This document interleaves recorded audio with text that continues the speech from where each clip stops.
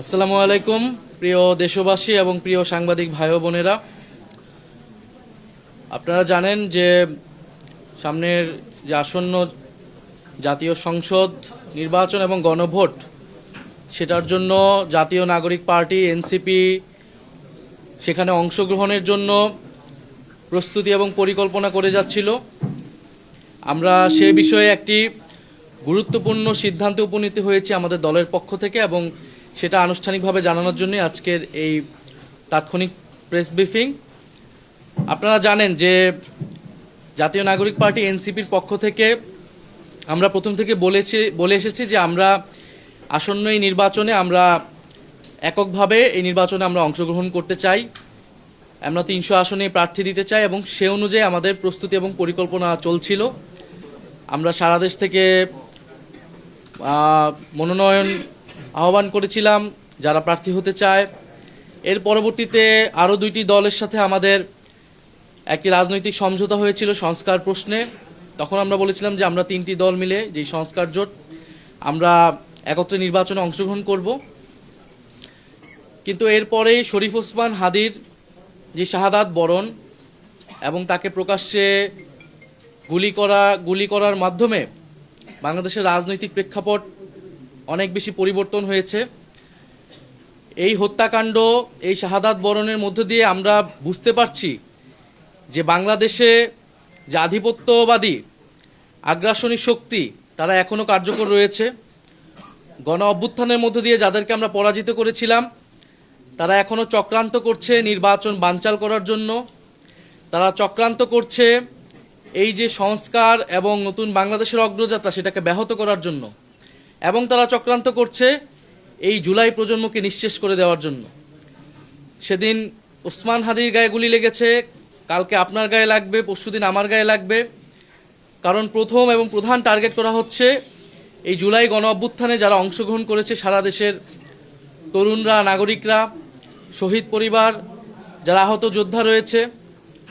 ফলে এই পরিবর্তিত প্রেক্ষাপটে আমাদের কাছে মনে হয়েছে, আমরা দলীয় ফোরামে আলোচনা করেছি যে আমাদের এই মুহূর্তে এই নির্বাচন সুষ্ঠুভাবে সম্পন্ন করার জন্য, প্রতিযোগিতা পূর্ণ করার জন্য, এবং যাতে আধিপত্যবাদী কোনো শক্তি আমাদের এই গণঅভ্যুত্থান পরবর্তী অগ্রযাত্রাকে ঠেকাতে না পারে, সেজন্য আমাদের বৃহত্তর ঐক্য প্রয়োজন। সেই তাগিদ থেকেই আমরা জামাতে ইসলামী এবং তাদের যে সমমনা 8 দল রয়েছে তাদের সাথে আমরা কথা বলেছি, এবং তাদের যে নির্বাচনী সমঝোতা জাতীয় নাগরিক পার্টি এনসিপি সেই নির্বাচনী সমঝোতায় সম্মত হয়েছে। আমরা জাতীয় নাগরিক পার্টি এনসিপি এবং এই সমমনা 8 দলের সাথে আমরা একত্রে নির্বাচনে অংশগ্রহণ করব বলে আমরা সিদ্ধান্ত নিয়েছি।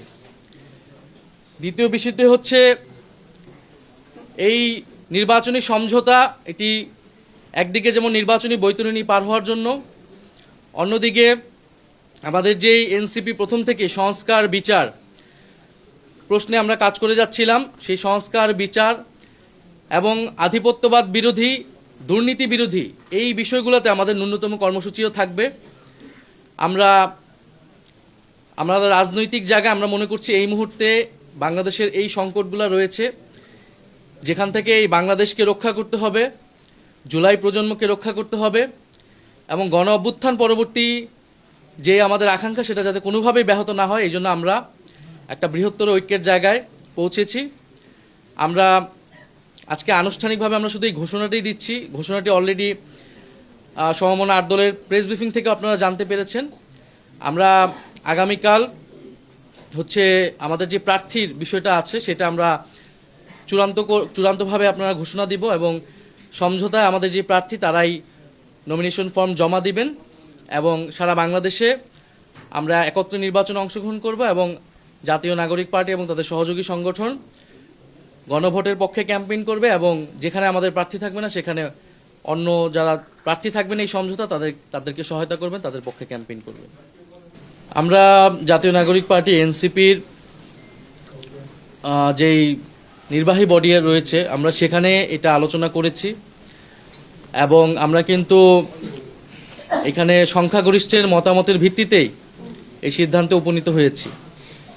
এবং যখন যে কোনো বিষয়ে মতামত নেওয়ার ক্ষেত্রে অনেকের ভেটো থাকতে পারে, বিরোধিতা থাকতে পারে, সেক্ষেত্রে তিনি নির্বাচন করবেন কিনা, দলে থাকবেন কিনা, এটা একান্তই তার ব্যক্তিগত সিদ্ধান্ত। আমরা মনে করি যে আমরা সারা বাংলাদেশ থেকে জাতীয় নাগরিক পার্টির যারা নেতাকর্মী রয়েছেন, জাতীয় নাগরিক পার্টি, এনসিপি সহযোগী সংগঠন এবং তার কেন্দ্রীয় কমিটি সবাই এই সিদ্ধান্তের সাথে ঐক্যমত রয়েছে।